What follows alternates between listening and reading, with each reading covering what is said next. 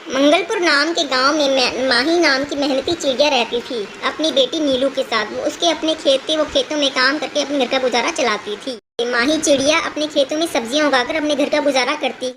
एक दिन माही चिड़िया के घर बंटी कबूतर आता है, जो गांव का जमींदार होता है, जो धोखे से पक्षियों की ज़मीन हड़पता है। अब यही वो माही चिड़िया के साथ करने आया है। बंटी कबूतर उसे एक कागज़ दिखाता है और कहता है, माही तुमने मुझसे पैसे उधार लिए थे, अपनी ज़मीन को गिरवी रखा था, अब तुम्हारी ज़मीन मेरी है। नहीं नहीं बंटी भैया, मैंने तो आपके सारे पैसे चुका दिए थे। ये देखो कागज़, मैं इसे रख के जा रहा हूँ। आज से तुम्हारी ज़मीन मेरी है और उस पर आकर काम करने की कोई ज़रूरत नहीं, समझी? तुम्हारी ज़मीन अब मेरी हो गई है। ठीक है बंटी भैया, मैं कागज़ों को देख लूँगी। इतनी देर में माही चिड़िया के घर उसकी दोस्त पिंकी चिड़िया आती है और वो पूछती है, अरे माही कैसी हो? बहुत उदास दिखाई। क्या बताऊं पिंकी बहन, बात ही कुछ ऐसी है। आज बंटी जमींदार आया और मेरी सारी ज़मीन अपने नाम करा गया धोखे से।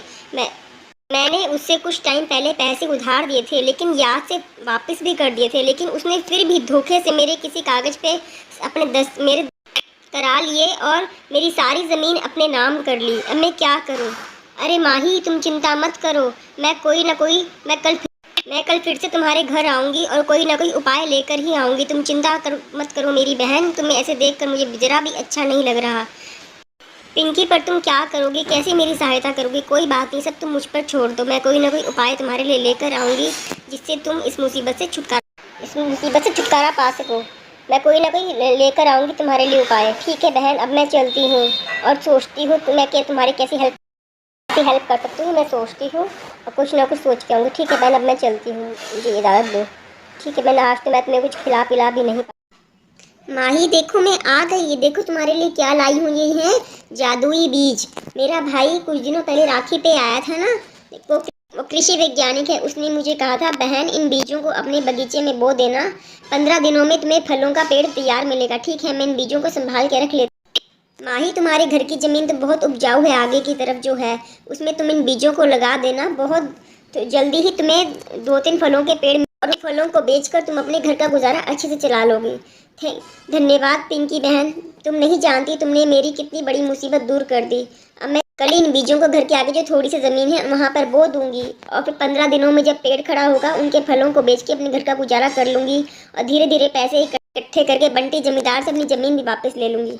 ठीक है बहन, ऐसे ही करना, धीरे धीरे मेहनत करोगी तो सब सही हो जाएगा। ठीक है बहन, तुमने मेरी बहुत हेल्प, तुम्हारी जैसी दोस्त सबको मिले। हाँ बहन, बहुत अच्छी हो तुम नहीं जानती तुमने मेरी बहुत हेल्प कर दी है। ठीक है बहन, अब मैं चलती हूँ। अरे वाह, मेरी सहेली पिंकी के दिए हुए बीजों ने तो कमाल कर दिया। एक हफ्ते में इतने अच्छे रसीले फलों के पेड़ खड़े हो गए। इन फलों का तो बहुत अच्छा दाम मिल जाएगा। इन फलों को बेचकर मैं अपने घर का गुजारा कर लूँगी, अपने घर के खर्चे निकाल लूँगी और धीरे धीरे पैसे जमा करके बंटी जमींदार से अपनी ज़मीन भी वापस ले लूँगी।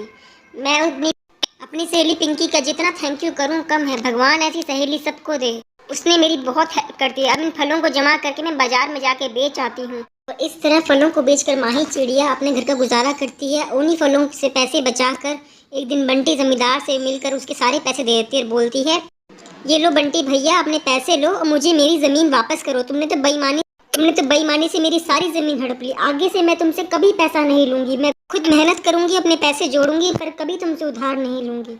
अब मैं फलों का भी काम करूँगी और सब्जियों का भी काम करूँगी और इस तरह अपने घर का गुजारा कर। तो इस तरह माही चिड़िया ने अपनी मेहनत से और पिंकी सहेली की छुटकारा पा लिया। तो अगर आपको मेरी स्टोरी अच्छी लगती है तो प्लीज़ मेरे चैनल को सब्सक्राइब ज़रूर करें। मिलती हूँ आपसे अगली वीडियो में। थैंक यू, धन्यवाद।